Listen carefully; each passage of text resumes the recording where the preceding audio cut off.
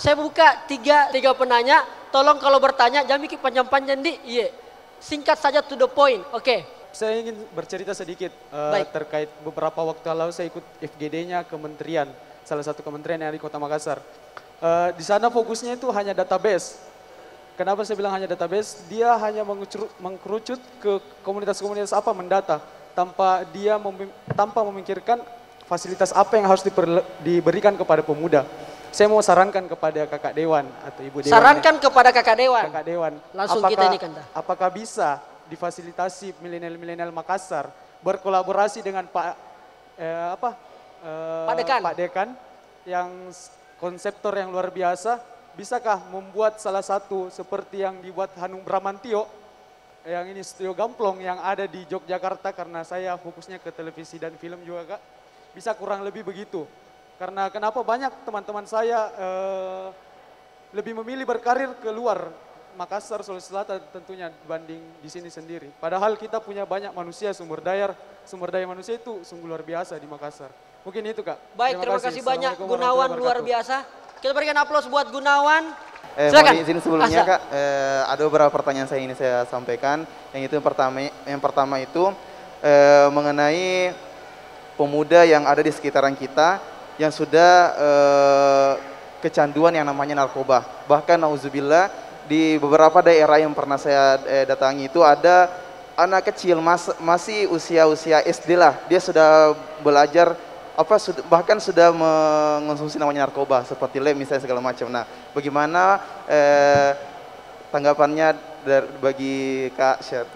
Yang kedua itu pemuda jujur saya saya juga merasakan yang namanya hanya panas di awal. Beberapa hari kemudian ada timbul rasa jenuh, bosan, bahkan sudah tidak mau bergerak dalam melakukan perubahan-perubahan misalnya. Bagaimana tanggapan dari Kak Shirley untuk masalah seperti ini? Supaya konsisten. Ya, konsisten. Luar biasa. Terus yang terakhir, saya pernah mendengar satu pendapat tokoh, tapi saya lupa namanya. Beliau berkata, satu peluru itu bisa menembus satu kepala, tapi satu kata bisa menembus jutaan kepala. Jadi mohon izin untuk semua kakak-kakak untuk menyampaikan satu kata mengenai anak muda, khususnya di Pinrang maupun di seluruh Indonesia. Itu dari saya. Baik, terima kasih banyak. Luar biasa. Kita berikan aplaus saudara kita jauh-jauh dari Kabupaten Bone. Selanjutnya, singkat, padat, jelas. Oke. Assalamualaikum warahmatullahi wabarakatuh. Salam warahmatullah. Saya atas nama Sofyan. Biasa dipanggil? Piang. Tinggal di Watang Sawito, Kabupaten Pinrang. Saya bertanya langsung sama Ibu Dewan. Terkhusus ke Ibu Dewan ini. Ini Ibu Dewan, saya bertanya selaku Komisi B. Kenapa harga gabah di Pinrang anjlok? Harga gabah? Harga gabah. Oke. Mungkin itu saja. Terima kasih. Luar Assalamualaikum biasa. warahmatullahi wabarakatuh. Harga gabah menghancurkan anak-anak kah? Selanjutnya, terakhir. Oke, Masya Allah. Assalamualaikum warahmatullahi wabarakatuh. Salam warahmatullah. Alhamdulillah sejak tadi sore sampai malam ini masih betah di Kota Pinrang, Masya Allah, Alhamdulillah. Tadi sudah juga dapat jatah untuk berbicara, tapi karena hari ini ada sosok anak muda datang, saya mau bertanya kepada Shirley. Ya, jauh-jauh datang dari Jakarta, Masya Allah. Nah, tadi kita sudah dapatkan bagaimana inspirasi dari beliau, bagaimana beliau itu mengutarakan sebuah kalimat yang begitu indah, begitu dapat mengena di hati kita, bahkan pikiran kita tembus. Nah, ini tips buat anak-anak muda. Itu apa aja yang Anda baca? Buku apa saja? Apalagi sekarang kan kita berada di urutan 60 dari 61 negara, tingkat literasinya begitu rendah. Ini kata Najwa Shihab yang saya sempat kutip ya. Nah, sekarang kita ini gampang sekali kena hoax. Ya, baru judul berita langsung share. Ya. Contoh misalnya, wah ini ada sebuah berita negatif. Itu langsung share padahal isinya belum tentu sama dengan judul. Nah, kita terlalu gampang dengan berita-berita yang tidak sesuai dengan isinya. Nah, tipsnya seperti apa dan buku-buku apa yang Kak Shirley baca dan berapa buku yang Anda lahap dalam sebulan itu, dan mungkin boleh berikan juga tipsnya dan siapa mentor Anda. Kita berikan aplaus sekali lagi buat penanya tadi, luar biasa. Nah, saya langsung mau tanya nih. Ini yang jawab ini Pak D dan Ibu Dewan. Siapa duluan yang penanya pertama tadi? Oke, Pak Dekan, silakan Pak Dekan. Salah satu tantangan kita pemuda Sulawesi Selatan soal ego. Mohon Ego. maaf. Oke. Ego. Mudah-mudahan ini tidak terjadi di Pinrang. Kenapa startup kita tidak berkembang sampai hari ini? Berbeda dengan Bandung, Jogja, Malang, dan kota-kota besar lainnya. Karena anak-anak muda kita sesungguhnya cerdas-cerdas. Tapi egonya luar biasa, saling mematikan. Ini penting. Di era digital ini, ego ini penting. Ya, tanda petik dimatikan. Saya agak pesimis kalau pemerintah akan membangun semacam Makassar Hub atau Sulsel Hub. Yang harus dirubah dulu adalah cara pandang kita atau mindset anak muda kita soal berkolaborasi. Pentingnya berkolaborasi. Karena kalau itu tidak selesai, maka fasilitas apapun tidak akan berkembang. Kelemahannya kita, mohon maaf sekali lagi, mohon maaf. Kelemahannya kita anak Sulawesi Selatan, itu ego kita. Nggak bisa lihat orang senang. Budaya tarik kaki kita masih tinggi. Ada orang mau berkembang, tarik kakinya. Luar biasa. Makasih banyak Pak De. Langsung ke Ibu Dewan tadi.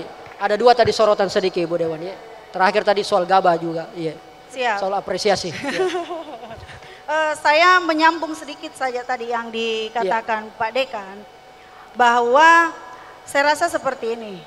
Mungkin tidak ada pemerintah yang tidak ingin melihat masyarakatnya maju. Yes. Sepakat mungkin kita ketika kita mengatakan semua pemimpin ingin melihat masyarakatnya maju. Karena tentunya efeknya akan dibawa sampai ke kotanya pemimpin tersebut. Nah, sejalan yang dikatakan Pak De, memang kita sebagai anak muda memang perlu yang namanya kolaborasi. Yes.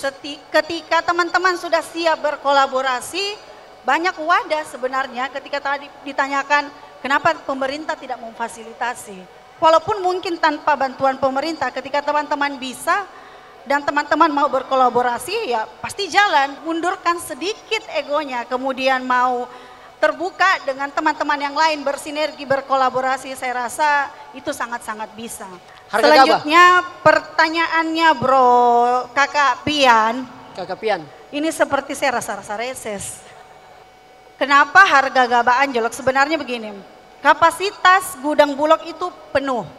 Jadi teman-teman petani yang sudah panen mungkin tidak bisa tertampung dengan tidak bisa ditampung lagi gabahnya di sana. Jadi sudah penuh. Akhirnya ada yang tertinggal. Ini memang ada oknum-oknum. Ini kemarin yang menjadi catatan keras kami di DPRD, di Komisi B khususnya. Ada memang oknum-oknum yang memainkan barang ini. Tapi ini sudah ditindaklanjuti. Kemudian kemarin pimpinan Bulog sudah turun ke Pare-Pare. Jadi sekarang gabah yang sudah tertampung dan sudah tinggal lama di gudang Bulog itu sudah dikirim. Jadi sekarang sudah ada beberapa gudang yang penuh, jadi teman-teman mungkin insya Allah ketika panen nanti ini sudah bisa memasukkan lagi hasil panennya di gudang Bulog. Itu kemarin hasil RDP terakhir dan sudah langsung ditindaklanjuti. Baik. Ya. Itu kira-kira jawabannya. Kita berikan aplaus dulu buat Kakak Dewan, luar biasa. Saya juga menyimak betul, oh ternyata ini masalahnya ya. Ini kira-kira masalahnya. Nah, tanggapan dikit dong, sedikit aja Om Anjas tadi. Ada sedikit tadi yang disebut soal karya, apresiasi. Orang lebih suka berkarya, anak Sulsel suka berkarya di luar karena dihargai. Di sini tidak dihargai. Om Anjas. Mungkin saya sedikit menambahkan dari ulasannya Pak D tadi. Iya. Bedanya mungkin kita Sulawesi Selatan dengan yang di luar ini. Iya. Di luar itu cuma ada 3 poin. Yang pertama skill, yang kedua attitude, yang kedua relasi. Sampai di Sulawesi Selatan terbalik, relasi, attitude, skill. Nah itu baiknya kita mulai perlahan meredam itu. Karena kita Sulawesi Selatan biar sejago apa, sehebat apapun kita kalau tidak punya orang dalam maka mustahil. Itu Sulawesi Selatan. Nah itu perlahan-perlahan lah kita geser dengan kemampuan kita. Kita harus menunjukkan bahwa ya kita benar-benar ada di situ berkompeten ya karena memang skillnya kita. Skill. Bukan karena saya anaknya bupati, bukan saya anaknya wali kota. Ya karena memang saya mampu ada di situ seperti Ibu Irma tadi mungkin. Senyumnya Ibu Irma ini kayak istriku. Ih. Manis-manis bulu becak. Manis-manis bulu becak. Terima kasih Om Anjas. Saya sebelum ke Mbak Sherly, karena tadi agak banyak ke Mbak Sherly nih, saya ke Kak Indira. Kak, sebagai orang yang pernah mencicipi juga parlemen ya kan, tadi ada pertanyaan dari netizen, dari teman-teman tadi soal apresiasi itu Kak. Gimana itu Kak? Iya sepakat saya, sepakat dengan yang disampaikan Pak Dekan, dengan yang disampaikan Kakak Irma, dan dengan yang disampaikan oleh Anjas. Iya Kak Anjas. Itu yang terjadi. Contoh karena malam ini saya memakai KNPI. Baju KNPI. Kalau tadi Pak Dekan mengatakan kita nih para pemuda masih saling tarik menarik ke bawah, seharusnya kita pemuda ini tarik menariknya ke atas gitu, saling mendukung. Pakai jas KNPI ada dualisme. Kenapa sih kita tidak bersatu? Perkara Tigalisme katanya, tigalisme. Tigalisme, Oh, iya. 4 malah ya, ada banyak banget. Kenapa sih kita tidak bersatu? Ya karena ada ego. Nah, intinya adalah pemuda itu ya yang paling banyak berbuat untuk kotanya, untuk provinsinya, terutama Provinsi Sulawesi Selatan. Dimanapun itu, harusnya kalau pusatnya dualisme ya harusnya kabupaten, provinsi, kabupaten, kota dan provinsinya ya mencoba untuk bersatu. Apalagi kita ada di Sulawesi Selatan gitu. Jadi ego itu memang sepakat saya itu benar terjadi di Sulawesi Selatan. Nah marilah sama-sama kita pemuda Sulawesi Selatan kita saling tarik menarik ke atas lah. Jangan lagi kita saling tarik menarik ke bawah supaya bisa membuktikan bahwa oh ternyata pemuda di Sulawesi Selatan ini bisa kok diapresiasi, mereka tidak perlu harus keluar Sulawesi Selatan untuk membuktikan dirinya bahwa mereka ini bisa, mereka ini berprestasi. Gitu. Baik, terima kasih banyak Kak Indira. Selanjutnya Mbak Sherly, saya persilakan kepada Mbak Sherly. Mbak Sherly tadi ada soal narkoba, soal apa sih rahasia dapurnya Mbak Sherly, mentor dan sebagainya. Boleh di-share ini Mbak Sherly, silakan. Siap Kak Rijal, Sherly barusan catat beberapa pertanyaannya, Sherly izin menyederhanakan kali ya. Siap. Yang pertama adalah terkait ada masalah yang memang sudah sangat mengakar di anak muda. Tadi disebutkan salah satu contohnya itu hanya gunung es saja teman-teman. Sebetulnya banyak, bukan hanya itu. Yang muncul mungkin itu, tapi sebetulnya di dalamnya itu lebih banyak lagi. Itu fenomena gunung es. Tapi untuk sekiranya menanggapi, saya ingin sampaikan begini. Teman-teman, ayo kita mulai menyelesaikan masalah dari hulu. Jangan mau dibiasakan menyelesaikan masalah dari hilir.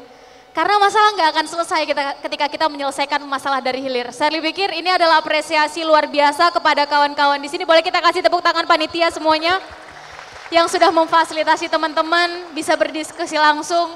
Saya pikir ini adalah satu kolaborasi tadi kalau kata Pak De yang sangat baik. Kita bisa menyampaikan, cari tahu masalahnya dari hulu dan bisa menyelesaikan dari akar masalahnya sebetulnya apa. Dan menyelesaikan masalah dari hulu ini akan selesai. Sebutlah misalnya tadi narkoba misalnya tadi ya. Narkoba ini masalah asalnya apa? Apakah karena kurangnya perhatian orang tua? Atau jangan-jangan karena ada masalah lain, trauma? Atau mungkin karena pergaulan? Atau mungkin karena mindset? Atau mungkin karena apa? Kita harus cari tahu. Mengenai yang sudah terlanjur menggunakan misalnya, maka ayo kita tidak menjudge, ayo kita rangkul. Karena cara-cara humanis, cara-cara merangkul seperti ini, otomatis akan melihat persamaan bukan lagi perbedaan. Sehingga kita rangkul yang sudah terlanjur, ayo kita bantu untuk rehabilitasi. Mungkin bukan kita yang merehabilitasi, ayo kita koneksikan kepada mereka yang punya kapasitas. Dan untuk konsisten, panas di awal gitu ya. Semangat sering naik turun, nggak apa-apa teman-teman. Iman aja naik turun, apalagi semangat, betul nggak? Iya betul. Jadi nggak apa-apa, semangat naik turun itu adalah hal yang wajar. Justru yang penting adalah apa yang kita lakukan, respon apa yang kita lakukan saat semangat kita lagi turun. Kalau dari Sherly setidaknya mungkin ini tips yang cocok buat Sherly. Kalau cocok sama teman-teman silakan dipakai. Kalau belum cocok nggak apa-apa ditinggal aja. Mungkin ada cara yang lebih tepat. Yang pertama adalah cari sosial kontrolnya. Cari orang-orang di sekitar kita yang memang punya target, punya visi, punya goal, punya cita-cita yang kurang lebih sama dengan kita. Karena saat kita berada di bawah, kawan ini yang akan mengingatkan kita, Ser, udah cukup leyeh-leyehnya, udah cukup rebahannya. Tujuan kita di sana masih jauh. Ayo kita mulai lagi, akan ada yang menarik kita lagi. Saat kita berada di atas, namanya anak muda, dari tadi kita mendengar egonya memang masih tinggi. Wajar, karena memang anak muda egonya masih tinggi. Saat kita mulai diapresiasi, mulai diakui, karya kita dipuji, biasa ego tinggi, besar kepala, sombong, tinggi hati kan begitu ya. Akan ada social control kita yang merangkul lagi. Share, jangan terlalu tinggi share. Tujuan kita bukan di sana, tujuan kita di sana masih jauh. Ayolah kita mulai lagi. Berada di bawah nggak terlalu merasa rendah, berada di atas kita nggak terlalu merasa tinggi. Prosesnya sangat terukur. Untuk itu saya kembali ke konsep kolaborasi. Sekarang bukan zaman kompetisi, sekarang zamannya skill kita A, skill mereka B, ayo kita saling sulam tambal. Kemampuan kita X, kemampuan mereka Z, ayo kita saling bergandengan tangan selama ada irisan visi yang sama. Yang kedua adalah cari komunitasnya teman-teman. Ini juga saya pikir adalah salah satu bentuk bahwa kita berkomunitas, benar ya Kak Rijal? Betul. Dan saya senang sekali dari tadi menikmati bagaimana dinamika di sini, cari komunitasnya teman-teman. Kalau orang tua kita bilang begini, bergaul dengan penjual minyak wangi, sedikit-sedikit kita dapat wanginya. Bergaul dengan pandai besi, sedikit-sedikit kita dapat juga bau besinya. Kita adalah dengan siapa kita bergaul. Kita bergaul dengan 5 orang pencuri, ya kurang lebih kita lah pencuri ke-6. Kita bergaul dengan 5 orang optimis, kita lah orang optimis ke-6. Kita bergaul dengan orang yang suka ngomongin orang, penggibah, ya kita lah penggibah ke-6. Gosip, iya. Kita bergaul dengan 5 orang pengusaha, kita lah pengusaha ke-6. Untuk itu cari, kira-kira komunitasnya ada di mana. Dan saya pikir ini adalah salah satu bukti bahwa rasanya Sulawesi Selatan ini nggak kurang dengan komunitas-komunitas anak muda yang baik. Amin. Amin. Dan terakhir yang ketiga, cari mentornya. Ada orang bijak bilang begini Kak Rijal dan teman-teman, dan senior Serli semuanya. Kurcaci yang berdiri di pundak raksasa, dia bisa melihat dan memandang apa yang raksasa itu lihat dan pandang.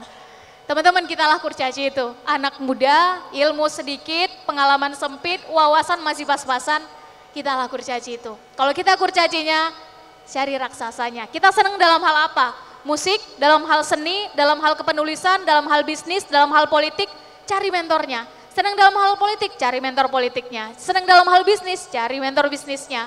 Senang dalam hal akademik, cari mentor akademisinya. Ini langsung ditunjuk nih. Dengan demikian, sesuatu yang harusnya selesai 1 tahun bisa selesai dalam 6 bulan. Kita akan bisa tahu sesuatu padahal sebetulnya pengalaman kita belum sampai di sana.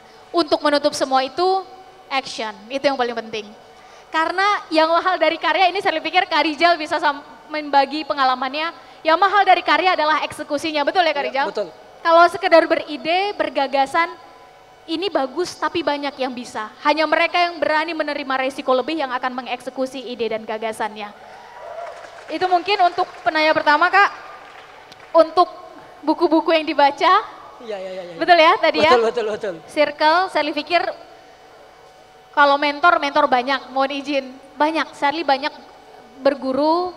Tapi satu hal yang pasti guru itu dikejar teman-teman. Bukan guru yang mengejar kita. Ilmu itu didatangi, bukan ilmu yang mendatangi kita. Untuk itu sekiranya teman-teman punya target, punya goal, punya tujuan dan merasa bahwa sepertinya saya belum punya ilmunya, maka segera cari orang yang ahli dalam bidang itu. Cari orang yang sudah melakukannya, segera. Datangi, pelajari, taklukkan apa yang kita takutkan. Dalam hal ini saya ingin sampaikan kalau buku intinya adalah belajar bisa dari mana aja teman-teman. Belajar bisa dari mana aja karena kita semua ini cerdas dengan cara kita masing-masing. Jangan mau dijustifikasi hanya karena nilai-nilai hitam di atas putih yang kita dapat saat kita mengerjakan tugas yang bisa jadi itu tidak menggambarkan potensi sesungguhnya kita. Cari di luar sana, coba banyak hal positif. Belajar bisa dari mana aja. Literasi bukan hanya sekedar membaca, literasi itu adalah kumpulan skill set. Di dalamnya adalah mendengar, di dalamnya adalah menulis, di dalamnya adalah kita menyelesaikan masalah. Teman-teman berorganisasi adalah bagian dari literasi. Baik. Dan untuk itu kalau Sherly pribadi ditanya buku tipikal seperti apa Kak Ser yang sedang dibaca, ini kan selera ya, selera ada yang suka pedas, ada yang suka asin, ada yang suka manis. Kalau Sherly senangnya adalah buku bibliografi yang menceritakan kisah hidup seseorang. Karena dari situ kita akan tahu sebetulnya apa yang membentuk dia, pola pikir seperti apa, circle dia seperti apa yang dia baca nggak kita baca, lingkungan apa yang membentuk orang itu yang kita nggak punya, dan kita bisa kurang lebihnya mengikuti apa yang orang itu sudah lakukan. Gak harus ya. Terakhir Sherly tutup Kak Rijal, Sherly sepakat tadi dengan apa yang disampaikan oleh semua pemateri hebat dan luar biasa. Sherly pikir Sherly hanya meng-highlight satu poin teman-teman, semuanya diawali dari mindset. Dan ini yang membedakan kualitas kita, bukan hardware. Kalau hardware ini pemberian Tuhan, kita nggak bisa pilih mau lahir di mana, dari keluarga mana, di negara mana. Dan kita manusia dapat hardware terbaik. Nggak dimiliki hewan, nggak dimiliki tumbuhan. Pertanyaannya, software apa yang mau kita install di hardware ini? Maka demikianlah kualitas kita. Saya ditutup. Ya. Kali tutup, Margaret Thatcher pernah bilang, what's your thought, for they become your words. What's your words, for they become your actions. What's your actions, for they become your habits. What's your habits, for they become your character. What's your character, for they become your destiny. In other words, what you think, you become. Perhatikan apa yang kita pikirkan teman-teman, karena dia akan keluar menjadi ucapan, menjadi kata-kata, menjadi apa yang kita diskusikan. Kalau bentuknya online, dia akan viral. Benar ya Kak? Perhatikan apa yang kita diskusikan. Karena kalau diulang-ulang, dia akan jadi pilihan sikap, jadi keputusan, jadi action. Perhatikan pilihan sikap kita. Karena kalau diulang-ulang terus setiap hari, dia akan jadi habit, dia akan jadi kebiasaan. Perhatikan kebiasaan kita dari pagi, malam, sampai pagi lagi. Dari mata terbuka, tertutup, terbuka lagi. Karena dia akan jadi karakter. Perhatikan karakter kita, karena demikianlah realitas sosial yang akan kita hadapi. Dengan kata lain, bagaimana di sini kita, mindset kita, demikian juga realitas sosial kita. Semangat terus untuk kita semua, saya pikir, dan saya kembalikan dulu ke Kak Rijal. Kita berikan aplaus buat Sherly Anavita. Gokil, nice.